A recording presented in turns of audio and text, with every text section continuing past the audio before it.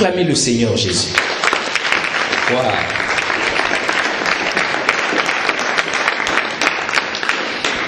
Ce matin, vu que l'heure est déjà avancée, je voulais vous parler d'un message ô combien important. Je dirais même ce message, c'est l'aspiration des enfants de Dieu sur la terre. Comme j'ai l'habitude de le dire, Jésus-Christ est au ciel. Nous sommes sur la terre avec le Saint-Esprit. Mais sur la terre, il y a quelque chose que nous aspirons. Amen. C'est vrai que nous prions, c'est très bien, il faut prier. Mais nous avons des attentes, nous avons des défis chaque jour que nous nous mettons face à ces défis pour les relever. Des fois, ce n'est pas facile. Nous prions dans l'église, dans nos maisons, nous prions. Ça, ce n'est pas un problème. Mais malgré nos prières, nous voyons que ce n'est pas toujours évident. Amen. Qu'est-ce que nous constatons? Repartons un peu dans nos sociétés. Nous voyons aujourd'hui dans la société, ce qui se passe, c'est que dans les couples, prenons d'abord les couples. Les couples, généralement, la femme se plaint, toi tu m'aimes pas, le mari se plaint, toi aussi tu m'aimes pas, tu ne fais pas pareil. Donc, il y a un manque d'amour permanent et les enfants de Dieu n'arrêtent pas de se plaindre. Je parle des couples chrétiens, je ne parle pas des couples païens. Amen. Dans les couples chrétiens, c'est le cas. Mais dis à ta voisine, rentre quand même dans le mariage, c'est une belle institution. Amen. Il y a ce qu'on appelle, toujours dans les couples, un manque de stabilité, ce qu'on appelle le déséquilibre. Quelquefois, c'est dû aussi à cause de la routine. Amen. Le mari se lève chaque matin, il va au travail, il rentre le soir. Madame se réveille, si elle travaille, elle va au travail, elle rentre le soir, ou elle travaille aussi de nuit peut-être, elle dort là-bas, elle revient. Donc la vie est comme déjà programmée. Et toutes ces choses, ça vient pour asphyxier, pour étouffer nos foyers. Amen. Un CDD à gauche, un CDD à droite. Amen. Je parle à quelqu'un ce matin. Amen. Et malgré ça, pour boucler les fins de mois, c'est toujours compliqué. Le banquier a pris sa part. Il y a une petite partie qui reste et tu te bats. Et on voit aussi dans les familles des chefs de famille qui prient pour le découvert, qui disent Seigneur, fais que le banquier n'enlève pas cette affaire, c'est compliqué. Amen. Ça, c'est des situations qui sont réelles. Dans des familles chrétiennes, le manque pousse quelquefois à jeûner. Il y a des gens qui n'ont rien à manger, ils se lèvent le matin et disent, bon, tout le monde jeûne, toute la maison est en jeûne maintenant. Parce qu'il n'y a vraiment rien à manger dans les frigos. Le manque pousse des familles à jeûner. Des moments de prière, de désespoir, nous les voyons. C'est-à-dire, tu te lèves, tu commences à prier, on sent que même dans ta prière, le Saint-Esprit qui t'écoute et te dit, toi tu n'as pas compris. La Bible dit que ma divine puissance vous a donné tout ce qui contribue à la vie et à la piété. Mais toi tu pleures. Seigneur, c'est dur. Comment je fais? J'ai essayé partout, je n'ai pas pu. C'est vraiment dur, Seigneur. Vraiment, je ne sais pas comment je vais faire. Vraiment là, quand tu ouvres les yeux, on sent que même ta prière n'est pas montée au ciel, c'est resté dans ton cœur, au fait. Amen. Tu sors d'un moment de prière, tu sens que c'est compliqué. Quelques minutes plus tard, on sonne à ta porte, c'est le facteur qui ramène un recommandé. Et dans le recommandé, on te réclame encore l'argent. Dis à quelqu'un l'argent. L'argent. Dis à quelqu'un l'argent. L'argent. Nous ne prêchons pas l'argent, amen. Mais il faut comprendre quelque chose, c'est que Dieu n'a pas de problème avec l'argent. C'est nous qui avons un problème avec l'argent. Amen. Satan n'a rien créé. Maman n'a rien créé. C'est Dieu qui a tout créé. Alléluia. Maintenant, revenons un peu dans l'église. Qu'est-ce que nous voyons dans l'église? Dans l'église, la vie du péché domine sur beaucoup d'enfants de Dieu. Amen. On a maintenant beaucoup de chrétiens, enfin, ceux qui se disent chrétiens, qui sont très, très mélangés. Dis à quelqu'un mélangé. La calomnie, la manipulation, la haine, la rancœur, l'incapacité même de couvrir les finances de l'église. Amen. Il y a beaucoup de choses actuellement dans nos églises. Il y en a qui vont se mettre à manipuler son frère ou sa sœur, simplement pour accéder à un certain rang dans l'église. Alléluia. Et ça, c'est des choses qui ne plaisent pas au Seigneur. Il y en a qui ont du mal à pardonner. Amen. Ton père qui t'a mis au monde t'a fait du mal depuis 1930. Mais nous sommes en 2018, tu n'arrêtes pas de rappeler, papa m'avait fait du mal. Vraiment, quand je le vois, j'ai un pincement dans mon cœur.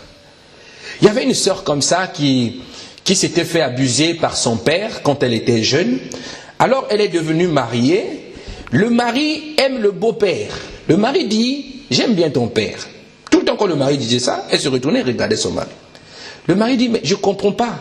Depuis un moment, papa ne vient pas ici manger. Pourquoi toi tu n'invites pas papa à manger? La femme ne voulait pas parler. Et qu'est-ce que le mari a fait? Il a fait inviter le beau-père. L'homme est le chef de la femme. Il a fait venir le beau-père à la maison. Et pendant qu'il mangeait à table, il sent que la femme était comme déstabilisée, comme paniquée. Mais alors qu'elle était chrétienne. Le problème, c'est le manque de pardon.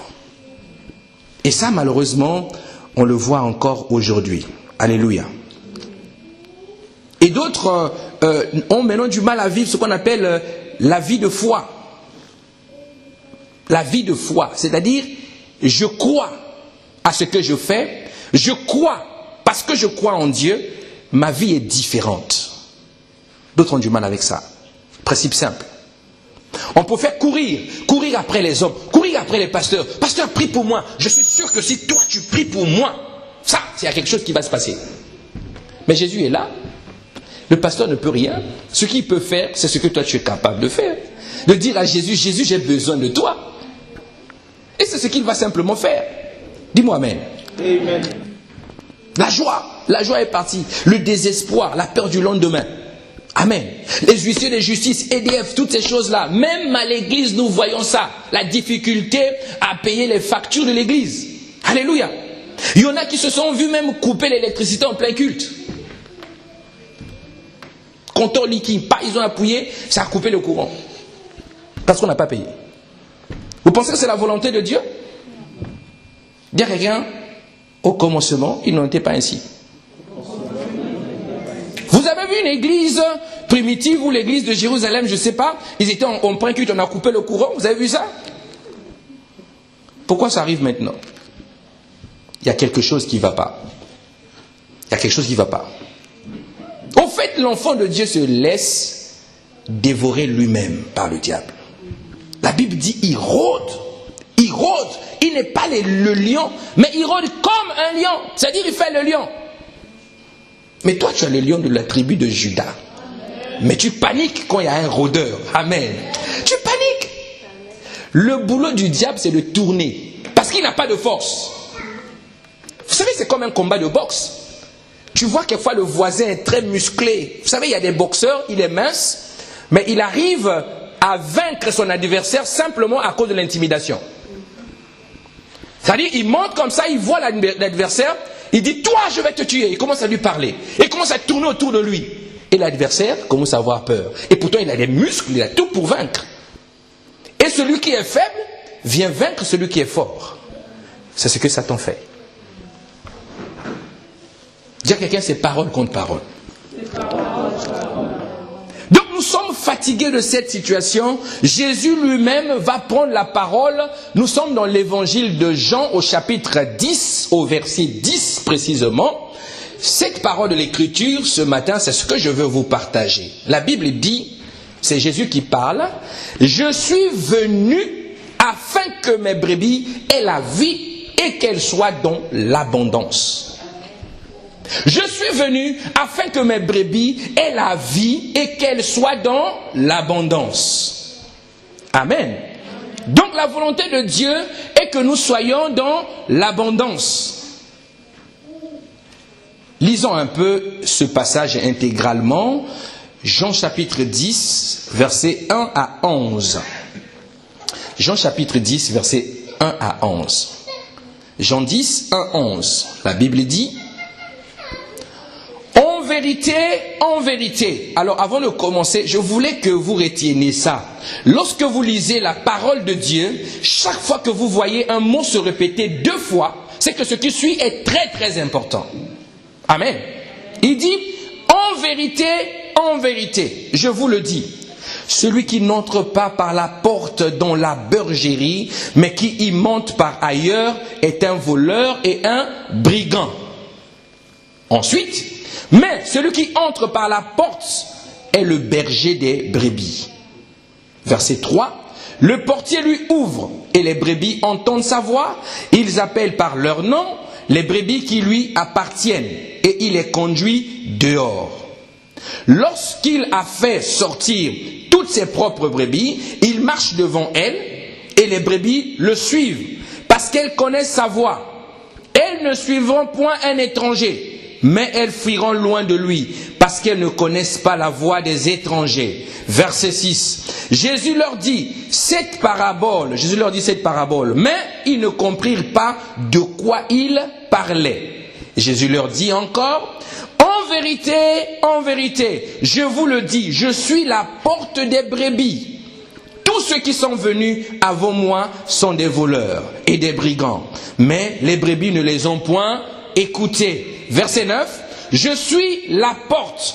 Si quelqu'un entre par moi, il sera sauvé. Il entrera et il sortira. Il trouvera des pâturages. Le voleur ne vient que pour dérober, égorger et détruire. Moi, je suis venu afin que les brebis aient la vie et qu'elles soient dans l'abondance. Je suis le bon berger. Le bon berger donne sa vie pour ses brebis. Est-ce qu'on peut acclamer la parole du Seigneur? Le titre de mon message de ce matin, c'est Chrétien, note bien, chrétien aspire à la vie abondante. Aspire à la vie abondante. Aspire à la vie abondante. Jésus dit qu'il est la porte, mais il nous parle vraiment d'une autre type de catégorie, une catégorie de personnes qui sont dans l'église, qui se retrouvent dans la bergerie, mais qui ne sont pas véritablement les brebis. Il dit, je suis la porte. Celui qui doit rentrer par la porte. Amen. Malheureusement, nous voyons souvent beaucoup de personnes se retrouver dans l'église, sont plutôt passés par la porte, ils se disent qu'ils sont chrétiens, ils croient être chrétiens, mais en réalité, le bon berger ne les connaît pas. Amen. Lorsque tu as du mal à marcher avec le Seigneur, lorsque tu vois que malgré le fait que tu viens à l'église, le péché est toujours avec toi. Tu es continuellement dans la pratique du péché. Tu aimes le faux, tu aimes le mal, tu aimes le mensonge, tu aimes la calomnie. Et tu viens à l'église. Tu peux même accéder au service de l'église. Tu peux être à la louange, tu peux être au protocole, tu peux être au multimédia là-haut. Mais le point que je voulais voir ce matin, est-ce que tu es passé par la porte?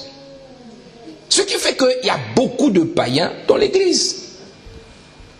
Dis-moi amen. C'est simple. Dieu ne nous veut pas païens. Dieu nous veut enfants de Dieu. Amen.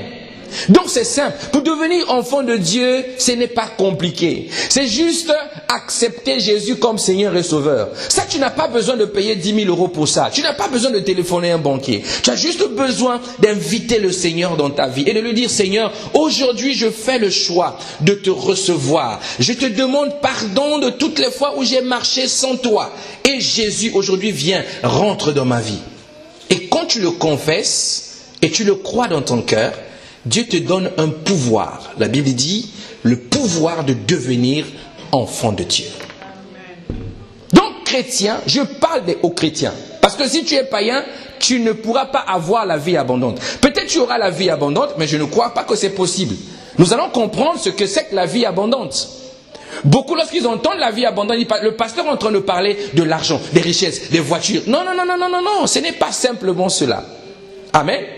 La vie abondante. Je dis aspire à la vie abondante. Aspirer, c'est quoi? Aspirer, c'est désirer, c'est chercher, c'est soupirer après. C'est-à-dire, la vie abondante ne te tombera pas dessus. Il faut que tu y travailles. Il faut que tu y désires. Il faut que tu cherches. Alléluia. J'ai l'habitude de dire, le pain ne tombera plus du ciel comme ça. Amen.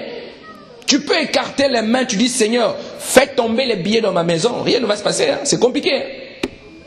Amen. Et si ça se passe comme ça, il faut que le miracle soit vérifié. Dis-moi amen. Parce que de nos jours, c'est des choses que le Seigneur peut-être peut faire, il est capable de tout faire, mais c'est quand même compliqué. Sinon, nous, on devait prier pour que l'argent tombe ici. Hein. On a beaucoup de travaux. Dis-moi amen. Si c'était si facile, on disait Seigneur, l'argent, ça tombe. Mais ça peut pas tomber. Il faut que tu fasses forcément quelque chose. Donc il faut chercher, il faut fouiller, il faut désirer. Maintenant, c'est quoi lorsque nous entendons la vie abondante? Il y a deux choses. D'un côté, il y a ce qu'on appelle la vie, et de l'autre côté, il y a ce qu'on appelle le mot abondante, c'est-à-dire ce qui relève de l'abondance. Prenons un peu la vie. La vie dont la Bible parle ici, la vie abondante, ce n'est pas la respiration, ça les païens l'ont. Ce n'est pas la vie de l'âme, ça, tout le monde a ça. Mais c'est plutôt ce que les Grecs appellent Zoé. Dis à quelqu'un Zoé. Dis à quelqu'un Zoé. Zoé, c'est-à-dire la vie de Dieu. Je ne parle pas du prénom de ton enfant. Amen. Zoé, c'est la vie de Dieu. Donc la vie abondance, la vie dont on parle, c'est Zoé. Et le mot ici, abondante, quand on parle de abondance, on veut parler de ce qui déborde, ce qui est en grande quantité. Amen. Donc on te dit que la vie abondante, c'est cette vie qui vient de Dieu et qui déborde au-dedans de toi. Et parce que cette vie va déborder en toi, c'est là que tu pourras avoir ce que ton cœur désire. C'est là la Bible dit, fais de l'Éternel tes délices d'abord, ensuite il te donnera tout ce que ton cœur désire. Je pensais que tu allais acclamer le Seigneur. Alléluia. C'est aussi simple que ça. La vie chrétienne est simple. Elle est simple. Dis qu'elle est simple. Elle est simple. Fais de lui tes délices. C'est tout. Il te donne tout. Il te donne tout, absolument tout. Amen. Tu es une femme. Tu veux te marier. Sois une femme de foi. Amen. Mets-toi devant le Seigneur. Décris ton homme. Amen. Dis, Seigneur, je le veux. Nez comme ça. Oreilles comme ça. Les tablettes de chocolat. Si tu veux le vendre comme le pasteur Elvis, dis, je veux le vendre comme le pasteur Elvis. Par la foi. Dis-moi amen. C'est tout. Nous pleurons. Ah Seigneur, comment je vais faire pour rencontrer le prince charmant, comme les païens. Le prince charmant. Le prince va toujours te créer des problèmes parce qu'il n'a pas de pouvoir. Dis-moi amen. Il faut chercher un roi charmant, un sacrificateur. Amen. Lui, il a le pouvoir. Il règne déjà avec le roi. Maintenant, il y a quelques points qu'il faut savoir sur la vie abondante. Sur la vie abondante. Première chose, pour qu'une vie soit abondante, il faut qu'il y ait vraiment de ressources aussi abondantes. Amen. Donc, pourquoi on parle de vie abondante, il faut que la ressource soit abondante. Autrement, il n'y aura pas d'abondance. Amen. Et ce matin, je veux te rappeler d'une source intarissable qui s'appelle Jésus. Amen. Jésus est la source illimitée. Amen. En lui, tu trouves tout. Dis-moi amen. Amen. Tu trouves tout en Jésus. Si tu veux le boulot, c'est en Jésus. Si tu veux la paix, c'est en Jésus. Si tu veux la joie, c'est en Jésus. Tu ne trouveras pas ça ici. Ici, si tu viens, il faut chercher Jésus. Donc Jésus est la source illimitée. Ses bontés ne sont jamais épuisées, ne se sont jamais épuisées. Amen. Et il n'y a que lui seul qui est capable de nous ramener vers la vie abondante. La Bible dit de lui, nous sommes dans Jean 14, verset 6, Jésus qui parle, il dit, je suis le chemin, la vérité et la vie. Oui, la vie dont tu parles là, ce n'est pas danser, manger, boire, sauter, ce n'est pas ça, respirer, c'est pas ça. Je suis le chemin, la vérité et la vie. Amen. Donc, celui qui a Jésus a la vie. La Bible dit que celui qui a le Fils a la vie, et celui qui n'a pas le Fils n'a pas la vie. Tu vas remarquer dans ta vie d'enfant de Dieu, lorsque tu prends plus le temps de prier, tu prends plus le temps de chercher Dieu, de supplier Jésus, de parler à Jésus, tu as l'impression qu'il y a quelque chose en toi qui ne va pas. Je parle aux vrais chrétiens, dis-moi amen. Quand tu constates que tu ne pries plus beaucoup et que tu ne lis pas la Bible et que même à l'église on ne te voit plus et que ton âme, ton cœur est en paix, c'est que tu as un problème. Il faut aller voir le docteur d'Israël. Tu as un problème. Un enfant de Dieu normal, lorsque sa vie de son rythme de prière est en chute, il doit le savoir. Amen. Moi je suis pasteur, mais je suis d'abord un enfant de Dieu. Et cela m'arrive aussi. Quand je remarque que dans ma vie, je ne prie plus assez, j'ai vraiment plus le temps, la passion comme avant de prier, je sens que je deviens un peu charnel. Il y a des choses d'autrefois qui commencent à monter. Et là, je comprends rapidement. Je dis, Seigneur, ça là, il faut que je casse ça. Et je repars dans la présence de Jésus. Jésus, source illimitée, je suis là. Sature-moi de ta présence, de ton désir. Et ça arrive à tous les enfants de Dieu. Donc, la vie abondante n'est possible que s'il a une ressource qui est illimitée. Donc la ressource illimitée, c'est Jésus. Deuxième point, la vie abondante n'est pas réservée à quelques-uns, mais à chaque enfant de Dieu. Dis à ton voisin, tu es capable de vivre cette vie. Bouscule-la, dis-lui, tu es capable de vivre cette vie. Donc il va dire, non, c'est pour vous les pasteurs, c'est pour vous. Non, en tant qu'enfant de Dieu, tu es capable de vivre la vie abondante. Celui qui a le Fils a la vie. Celui qui n'a pas le Fils n'a pas la vie. 1 Jean 5, 12. Celui qui a le Fils a la vie. Celui qui n'a pas le Fils n'a pas la vie. Donc il y a deux catégories de personnes. Il y en a qui ont le Fils et qui ont la vie. Mais il y en a qui n'ont pas le Fils et qui n'ont pas la vie. Et c'est ça l'échiquier de la terre. Mais sauf que nous voyons maintenant qu'il y a des enfants de Dieu qui ont Christ, mais qui ont du mal à vivre vraiment ce que Christ a fait pour eux. À vivre ce que Christ leur a donné. Amen. Je vois des gens écrire, moi je suis héritier de Christ, je suis co-héritier de Christ, je suis un enfant de Dieu. Tu lui dis, oh mon frère, c'est vrai ce que tu dis, c'est écrit. Amen. Il te dit Amen. Comme les païens nous appellent Alléluia. Amen, Alléluia. Je suis héritier. Tu dis, dis-moi, c'est quoi l'héritage que tu as hérité? Il regarde comme ça, oh, c'est dans la Bible. Amen. Donc il y a aussi le problème de l'ignorance qui est là. Si tu ne sais pas ce qui est à toi, comment tu vas jouir de cet héritage? Mais mon point ce matin, ce n'est pas de parler de l'héritage. Amen. Donc la vie abondante n'est pas réservée à quelques-uns, mais c'est à tous les enfants de Dieu. Paul dit, la Bible nous déclare que je souhaite et je veux et je désire que tu prospères à tous égards comme prospère l'état de ton âme. Que tu prospères, on parle de toi, à tous égards, c'est-à-dire à tous les niveaux. Amen. Comme prospère l'état de ton âme. Troisième point. Avoir la vie abondante ne signifie pas avoir beaucoup de biens matériels ou beaucoup d'argent. Avoir la vie abondante ne veut pas dire que tu auras une belle voiture, une grosse caisse comme on dit. Non, ce n'est pas le cas. Pourquoi? Parce qu'il y a des riches qui ont tous ces biens, qui ont des maisons. Moi et toi, nous avons une femme, mais ils ont plusieurs. Mais pourtant, ce n'est pas la vie abondance. Ils n'ont pas la vie en abondance. C'est des gens, ils pleurent. La nuit, ils pleurent. La femme nous dit, je te quitte. Ils commencent à aller acheter les câbles pour chercher à se suicider. C'est des gens qui n'ont pas la vie. Donc la vie abondante ne veut pas dire que tu as beaucoup de biens matériels. Non, ce n'est pas ça. Mais par contre, la vie abondante, par le fait que tu l'as, va aller débloquer ce genre de biens-là dans ta vie. Yes. Amen. Ça, c'est la partie que beaucoup d'enfants de Dieu n'ont pas compris. Ils pensent que c'est l'humilité. Ils pensent que c'est la simplicité, mon frère. Tu ne penses pas que le bus de 8 heures que tu n'arrêtes pas de rater là, et que tu arrives au culte en retard, tu ne penses pas qu'il serait mieux d'avoir une petite voiture quand même? Amen. Dis-moi amen. Amen. On vous prêche l'esprit, l'esprit, l'esprit. Jésus lui-même, il était Dieu. Vous savez que Jésus mangeait. La Bible dit que le ministère de Jésus était assisté, accompagné par des femmes riches. Amen. On parle de femmes de Sousa dans la Bible, qui avaient un mari qui était intendant à la cour royale et qui soutenait le ministère de Jésus. Amen. Donc, l'abondance dans la vie des enfants de Dieu, c'est quelque chose de normal. Mais nos chers là, le jour où le pasteur monte ici, parle pas de l'argent, attention. Dîme, non, c'est la loi, touchez pas à ça. Volontaire.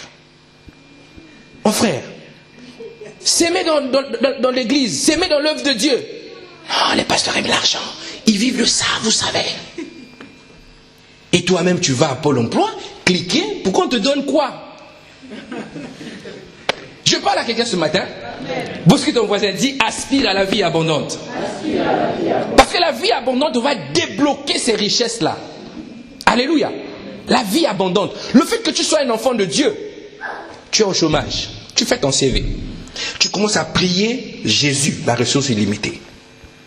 Tu déposes tes CV. Parce qu'il faut les déposer. Si tu laisses les CV à la maison, tu pries, le patron ne t'appellera pas. Il t'ouvrira ton numéro comment? Par télépathie? Donc il y en a qui prient beaucoup. Pasteur, j'attends, j'espère en Dieu, j'attends. Non, n'attends pas seulement. Prie, prends tes CV, va les mettre. Il y a la part de Dieu et la part de l'homme. Et parce que tu as la vie abondante au-dedans de toi, sur 90 000 CV, c'est le tien qui sera retenu. Alléluia. Et ça va t'apporter ce qu'on appelle l'argent. Dis à quelqu'un l'argent. Voilà. Mais tout vient du fait que tu as la vie abondante. Donc la vie abondante va aller débloquer ces choses pour toi. Dieu nous veut comme des sources de bénédiction. Dieu veut que nous devenions des sources de bénédiction. Alléluia. Une source de bénédiction, c'est là où les gens viennent puiser. Mais dis-moi, toi tu as 4,50 € depuis ce matin. Moi j'ai besoin de 5 €. Je suis en urgence.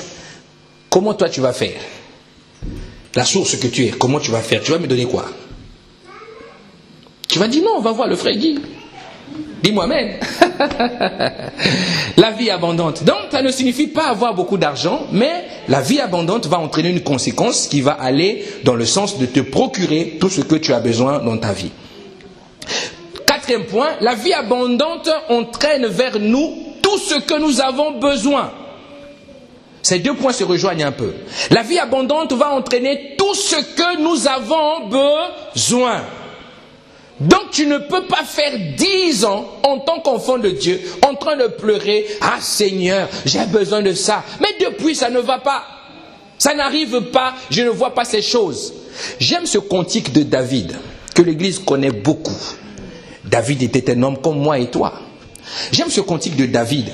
Il a dit ça dans le psaume 23, verset 1. Un psaume que nous aimons bien, l'Église que nous connaissons. Il dit, que dit le psaume 23, 1? L'Éternel est mon berger, je ne manquerai de rien. Ça aussi c'est dans la Bible. Dis-moi amen. L'Éternel est mon berger, je ne manquerai de rien. Ça c'est écrit dans la Bible comme ça. Mais pourquoi nous, souvent, l'Éternel est notre berger que nous manquons tout le temps? Nous venons à l'église, nous aimons Jésus, nous suivons Dieu. Il est notre berger. Pourquoi nous manquons tout le temps? Alléluia. Moi je prêche ces choses parce que je veux que vous soyez des chrétiens équilibrés. Dis à quelqu'un équilibré. Vous devez être équilibré. Alléluia. Regardez Proverbe 10, 22. Proverbe 10, 22. Proverbe 10, 22.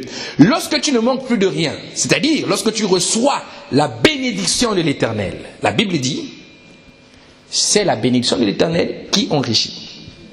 Il ne la fait suivre d'aucun chagrin. La bénédiction de l'Éternel qui enrichit. Enrichit veut dire rendre riche. Riche, ce n'est pas seulement les biens matériels, oui, mais il y a la richesse spirituelle et il y a la richesse physique. Dis-moi amen. Amen. Donc cette bénédiction, lorsqu'elle vient, est enrichie.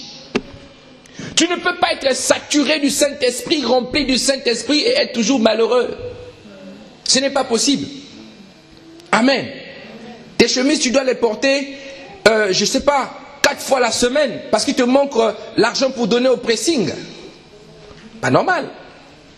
Toute ta vie chrétienne, tous les frères qui sont passés, sont passés à l'auto-école. Tout le monde a eu les permis, sauf toi qui fais que rater des années après les années.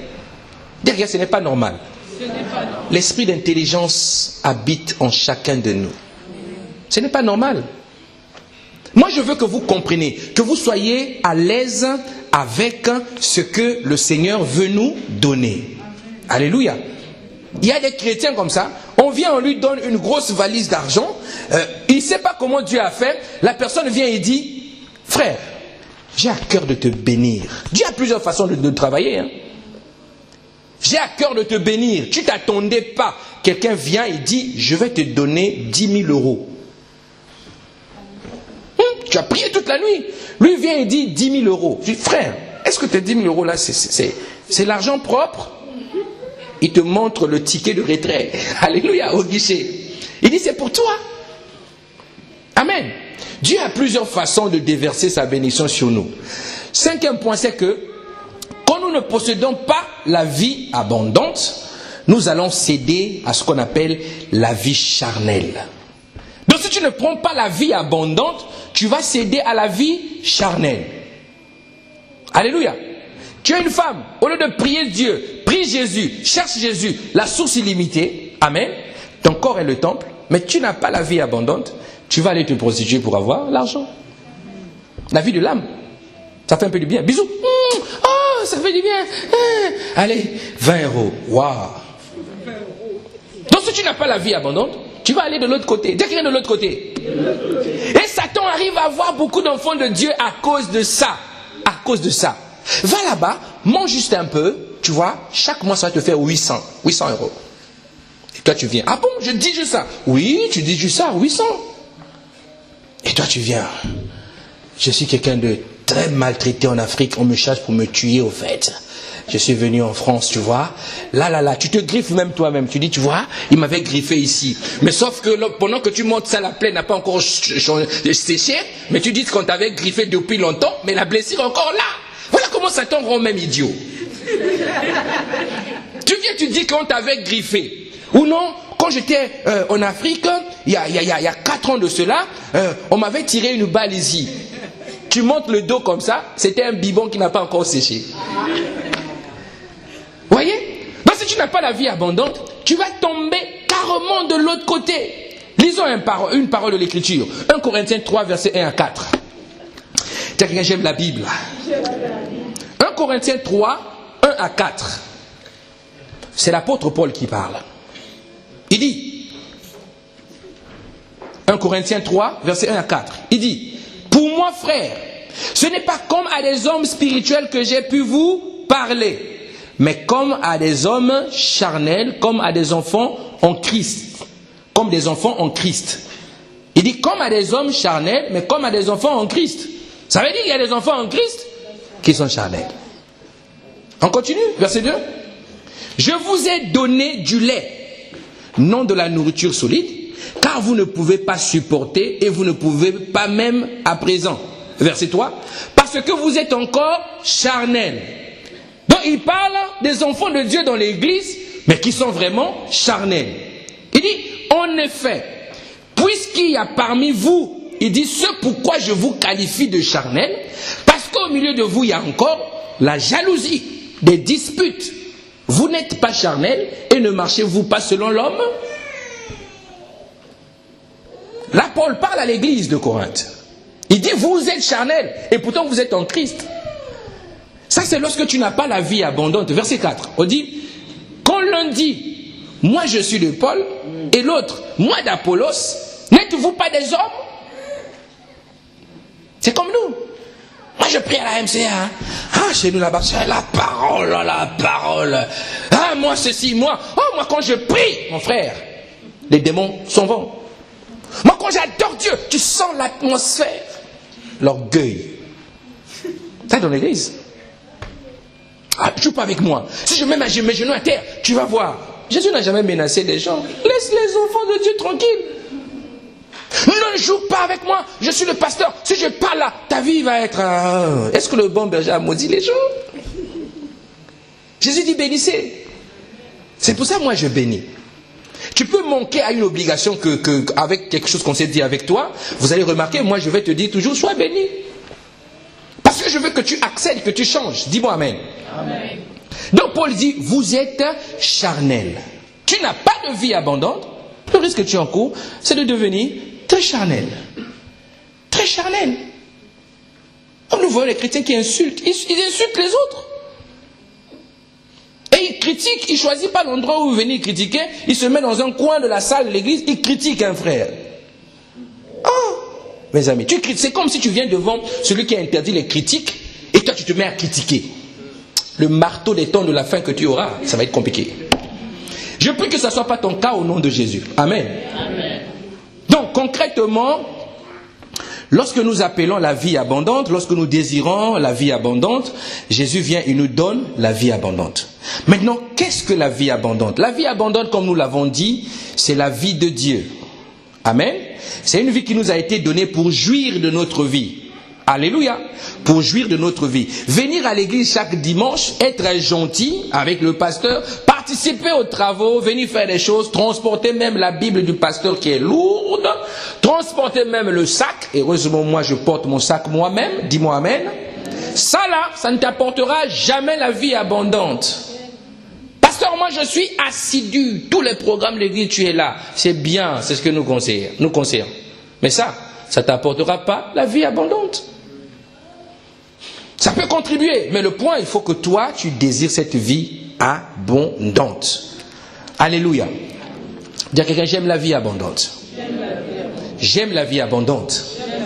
Maintenant, parlons un peu de la vie abondante. C'est quoi réellement la vie abondante? Premier point qu'on va voir ce matin, l'heure est avancée.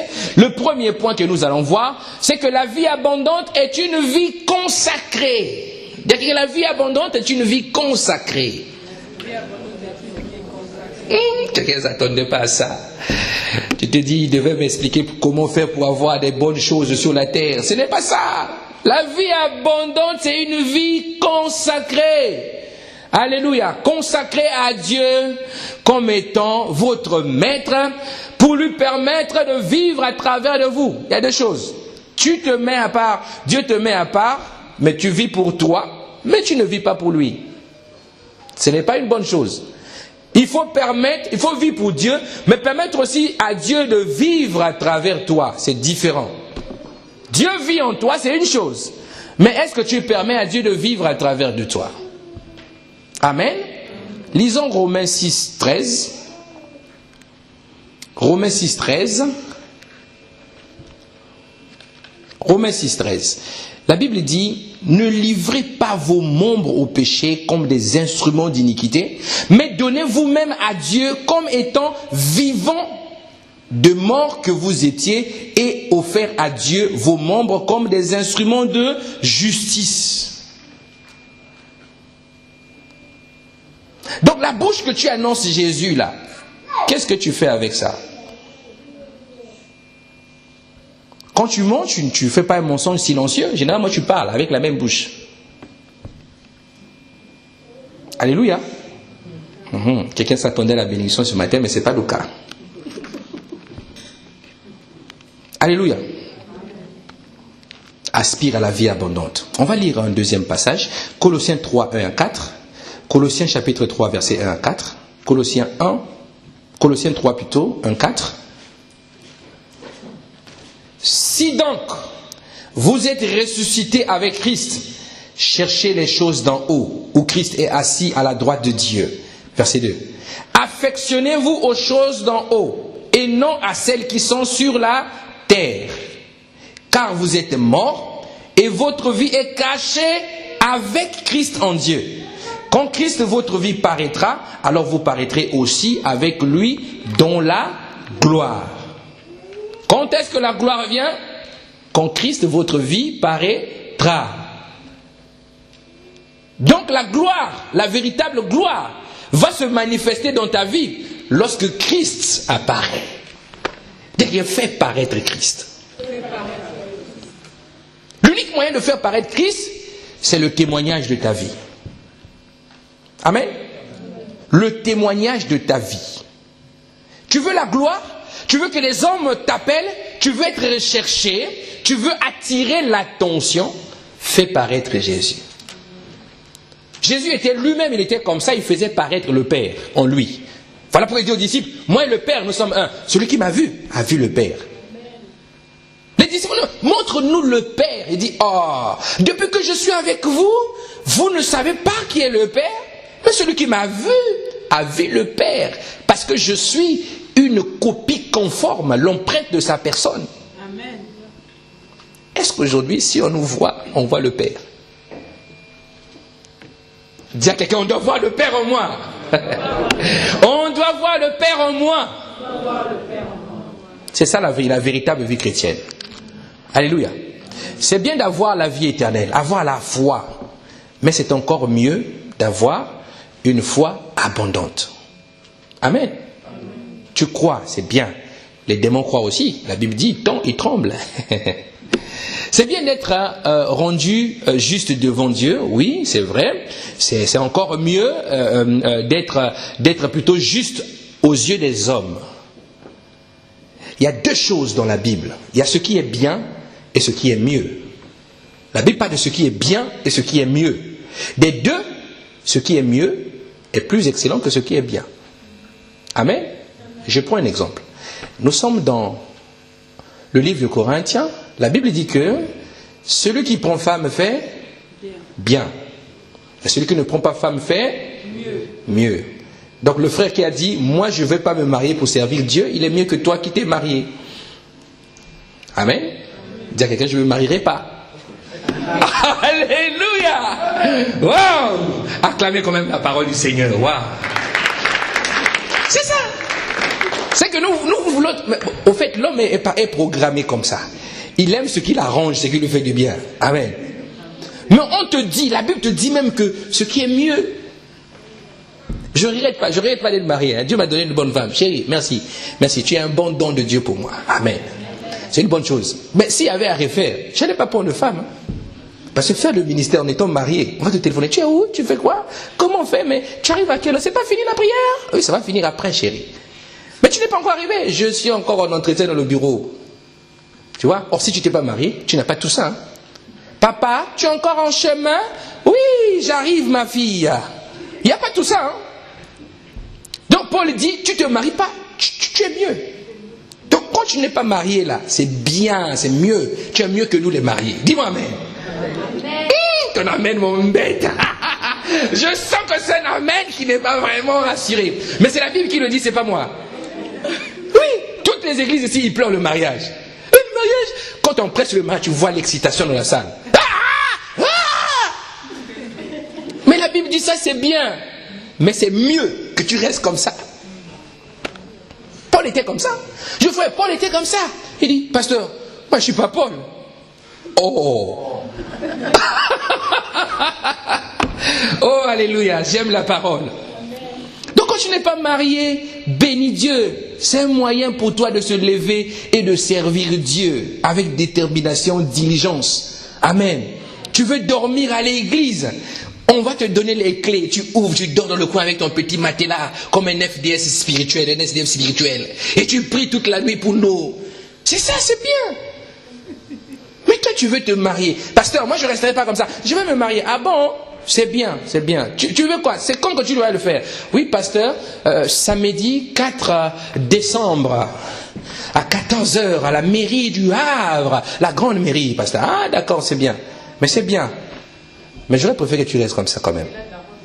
Amen. Et là, il vient. Là, la joie, les sœurs se préparent. On la trouve comme quelqu'un d'important. Mais pasteur, les jours avancent. Il n'y a pas de réunion pour mon mariage à l'église. Il faut faire les réunions. Comment ça va se passer? Et là, on s'assoit, réunion du mariage. Bon, on va mettre le tapis rouge. Oui, mettez ça un peu au centre. Tu vois, quand je vais passer, pour qu'on voit bien, en fait. Tu crois que l'église devient ta salle de fête? Dis-moi amen. Donc, on étale le tapis rouge pour toi parce que tu l'as demandé. On ne veut pas te vexer. Mais Paul dit, c'est bien, mais c'est mieux que tu restes comme ça. Et toi, tu rentres. Généralement, si c'est la sœur, hein, c'est avec son papa. Il rentre. Non, on vient déjà à la mairie. Donc, c'est avec le mari. Donc, tu rentres avec le mari, doucement. Tout le monde vous regarde. On vous jette des paillettes. Les yeux brillent. Et quand c'est comme ça, tu fais à ce que tout le monde te voit. Amen. Et d'autres ont pris des robes bizarres, biseaux, tu comprends pas. Le cerceau est ici, ça tourne là, ça part. Mais elle-même, elle a mis du mal même à porter le cerceau, c'est trop lourd. Elle doit comme ça. Waouh. Paul dit c'est mieux de rester comme ça. Dis que c'est mieux. Et quand on vient, on se prosterne, on bénit l'union, ils sont contents. On dit que personne ne sépare ce que Dieu a uni. Waouh. Allez, à l'église. Tu vois à l'église, on dit bon, on va maintenant mettre des alliances. Dès qu'on met l'alliance, elle tourne là. Et montre. Les frères et sœurs, les célibataires commencent à espérer. Jésus, j'attends mon tour. Paul dit reste comme ça, c'est mieux. Derrière, c'est mieux. Mais vous ne comprenez pas la parole de Paul. Le problème, c'est que lorsque vous finissez, vous sortez, vous allez, lune de miel, c'est encore bien, c'est encore bien. Bisous. Chérie. Je t'apprécie bien. Bisous. Lune de miel, c'est bien. Lune de miel, c'est-à-dire vous êtes en haut et vous mangez du miel. Mais quand vous allez descendre, vous allez faire comment? C'est là Alors Paul dit, c'est bien, mais c'est pas mieux. C'est mieux d'être en lune de miel sur la terre ici, tous les jours en lune de miel, avec Jésus. C'est ça la meilleure lune de miel. C'est avec Jésus, tous les jours lune de miel. Tu te réveilles le matin, Jésus, tu es merveilleux. Jésus, tiens-moi par la main et tu sens une paix, une joie, lune de miel. C'est ce que Paul vivait. Mais nous, lune de miel, c'est là-bas. Tu payes le billet, tu arrives là-bas, tu prends Thaïlande, c'est ça, hein? Tu arrives en Thaïlande. Et tu choisis la chambre, tu choisis les couettes, tu choisis tout. Et puis tu reviens ici, Paul dit, c'est toujours bien. Alors tu rentres dans le foyer, 1 mois, 2 mois, 3 mois, 4 mois, tu dors à côté de lui, c'est toujours la même femme de la lune de miel, et puis tu vois comme ça, oh, t'as le vieux de ton père. Paul a dit c'est mieux, il a raison. Et là, la lune de miel commence à changer, parce que vous êtes descendu sur la terre au fait. Vous êtes descendu maintenant sur la terre. La lune de miel a changé de côté. Ah oui. Oh, toi vraiment, si je savais comme ça, j'allais pas t'épouser. Hein. Mais tu savais, il y a ce qu'on appelle la fiançailles, il faut découvrir. Il faut prier, il faut découvrir. Tu le savais. Et donc tu rentres dans le mariage, et puis bon, les choses paraissent maintenant compliquées, et tu commences encore à pleurer. Pasteur, reçois-nous. Il faut que tu nous reçoives, parce que tu vois le frère. Ce n'est pas le même. Mais oui, tu l'as épousé. Dis-moi amen. Amen. Où tu viens, pasteur, honnêtement, j'ai prié Dieu, pasteur, tu vois. Dis-moi, est-ce que malgré les choses, le chrétien ne peut pas divorcer? Moïse a dit répudier. Là, c'est maintenant le frère qui dit répudier, répudier. On dit, frère, c'est toi qui l'as emmené avec le tapis rouge devant nous. Nous avons fait que dire, Seigneur, bénis-les comme ils ont choisi. Mais toi, tu veux répudier. Tu répudies quoi? Tu ne peux plus divorcer, c'est finito. Donc, quand tu vois une femme qui te dit, épouse-moi, vite, vite, vite là. Dis-lui, chérie, ou un homme, je vais te marier, vite, vite. Dis-lui, c'est dangereux. Est-ce que ce n'est pas un cadeau empoisonné? Va d'abord au pied du Seigneur, découvre-le. Seigneur, montre-moi son cœur. Je veux connaître son cœur. Montre-moi son cœur. Et tu vas voir que son grand-père était un sataniste. Il n'est pas handicapé, mais il marche comme ça, tellement il est mauvais. Il regarde tout le monde, tellement il est mauvais. Et toi, tu cours vite. Tu vas épouser son fils, je ne sais pas comment. Et tu deviens la belle-fille ou le beau-père de Satan. Dis-moi amen. Waouh. Bon. Donc, c'est une vie, nous avons dit, c'est une vie, la vie abondante est une vie consacrée. Amen. Dis à quelqu'un, une vie consacrée. Une vie consacrée. Être consacré, c'est être mis à part. C'est-à-dire que tu ne vis pas pour toi, mais tu vis pour Dieu. Tu ne vis pas pour toi, tu vis pour Dieu. J'ai aimé ce que disait un frère hier.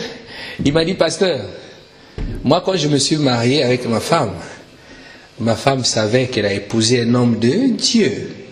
Donc quand je suis à l'église, elle sait que je suis à l'église. Elle ne peut pas m'embêter là-dessus. Et quand j'arrive à la maison, elle ne peut pas dire tu as mis du temps à l'église. Parce qu'elle sait qu'elle a épousé un homme de l'église. Donc là-dessus, je ne discute pas. Dis-moi amen. Amen. J'ai dit, oh, comment tu ne discutes pas? Non, pasteur, il n'y a pas de débat avec ça. Amen. Amen. Parce qu'elle a épousé quelqu'un qui est consacré. C'est comme si ma femme dit, dimanche on reste à la maison. Je dis, mais il y a un problème. Tu sais qui je suis? Comment je vais rester à la maison? Même si je ne prêche pas, je vais venir m'asseoir derrière et regarder. Je ne peux pas rester à la maison. Parce que j'ai été mis à part pour l'église. Je vis pour l'église. Ma vie c'est pour ça, pour Christ. Je suis fait pour ça. Il y a mes enfants de la foi hier qui ont parlé, ont dit, pasteur, moi je n'épouserai jamais un pasteur. Hein. J'ai dit, oula, donc toi tu veux être un pasteur, mais tu ne veux pas l'épouser. Il dit, non, je n'épouserai pas un pasteur. C'est pas possible. Comment ça c'est pas possible? Après il y avait un frère à côté qui a dit, bon dis-moi un peu, est-ce que maman Daniel a choisi d'épouser un pasteur? Il dit non, mais voilà. Après, Dieu l'a fait. Pourquoi tu ne veux pas épouser un pasteur? Ah, votre vie, vous n'êtes plus que deux, il y a tout le monde dedans. Mais c'est la meilleure des vies, vous le savez. J'étais en voiture avec un frère, on partait quelque part. Et là, j'ai eu un sentiment qui est monté en moi. C'est sûr que ça venait de mon âme. Ce sentiment-là me dit, au fait Elvis, ta vie est importante, mais ta vie n'est pas importante au fait. Et j'ai dit au frère, ma vie est importante, mais quand je la vois, j'ai l'impression qu'elle n'est pas importante. Il me dit, explique-moi. J'ai dit au fait, ma vie est importante parce que je remarque que Dieu se sert de moi comme une source pour les autres. Allô pasteur, j'ai un problème. Allô pasteur, tel problème. Allô pasteur, s'il te plaît, tu peux prier pour moi. Allô pasteur, aujourd'hui je fais ça. Allô pasteur, toute la journée, allô, allô, allô, allô, allô, allô. Et ma femme est là à côté. Et quand je passe du temps dans ça, quand je sors comme ça, quelquefois je m'assois, je vais ouvrir aussi ma boîte aux lettres, dire quelqu'un, il a aussi la boîte aux lettres. J'ouvre la boîte aux lettres et je regarde les courriers, je me dis, ah, Seigneur, l'affaire là c'est comme ça. Mais pourquoi eux ils se concentrent pour régler leurs problèmes dans la société et nous, moi je me concentre pour eux? Au fait, j'ai de la valeur, mais il n'y a pas de valeur. Après, j'entends une voix au-dedans de moi qui me dit, souviens-toi, la vie de Jésus avait de la valeur, mais elle n'avait pas de valeur. Amen. Alléluia. C'est ce qu'on appelle une vie consacrée. Donc lorsque dans ton emploi du temps, 50% c'est d'abord toi-même, il y a un problème. Dis-moi amen. Amen. Les plans de Dieu, les projets de Dieu n'occupent pas d'espace dans ta vie. Il y a un problème. Il y a un problème. La consécration te demande de te mettre à part. Tu vis pour Dieu. Tu sers Dieu. Amen. Tu vas dehors, tu pries comme ça, même s'il n'y a pas de salle, la pluie tombe sur toi. Et tu bénis Dieu. Dieu merci de m'avoir donné la force de prier aujourd'hui dans cette ville. Et tu te lèves, tu t'en vas. L'apôtre Paul, on le prenait, on le mettait en prison. Il sortait de la prison. Dans la prison, vous savez la parole de l'Écriture que Paul a dit dans le livre de Romains, lorsqu'il dit, c'était dans une prison romaine, lorsqu'il a dit, je suis prisonnier de Christ, c'était dans une prison. Donc dans la prison, lui se dit, je ne suis pas prisonnier romain, mais je suis prisonnier de Christ, dans la prison. Nous dans la prison, on peut dire prisonnier de Christ. On peut même chanter les louanges. On va chercher l'avocat. Il est où l'avocat? L'avocat. Je vais parler à mon mari, je vais parler à ma femme. Allô, l'avocat, est-ce que tu as vu l'avocat? Mais lui, il est assis, il dit, prisonnier de Christ. Nous t'adorons, tu es Dieu. Il voit comme ça en prison, le gars grossit. Celui qui te met en prison, il dit, je te fais sortir. C'est pas la peine. Parce que la vie abondante coule. C'est rien qui est mis à part. Donc vous ne pouvez pas l'arrêter. Amen. On va se lever, on va dire au Seigneur, je veux la vie abondante. Je veux avoir la vie abondante. Je veux avoir la vie abondante, Seigneur. Je veux que Christ soit pleinement manifesté en moi. Je veux que je devienne l'image de Christ. Que je devienne l'empreinte de la personne de Christ. Que j'ai le malhonneur, que je puisse regarder au Seigneur et marcher, faire la volonté de Dieu. Que je puisse fuir le péché et fuir l'impudicité et ne pas livrer mes membres comme des instruments d'iniquité. Alléluia. Tu vas lever ta voix là où tu te trouves. Tu dis, Seigneur, aujourd'hui, j'ai compris. J'ai besoin de vivre cette vie abondante. J'ai compris. Je veux que tu sois manifesté en moi. Je veux que tu sois manifesté en moi. Lève ta voix. Parle au Seigneur. Ne regarde pas les autres.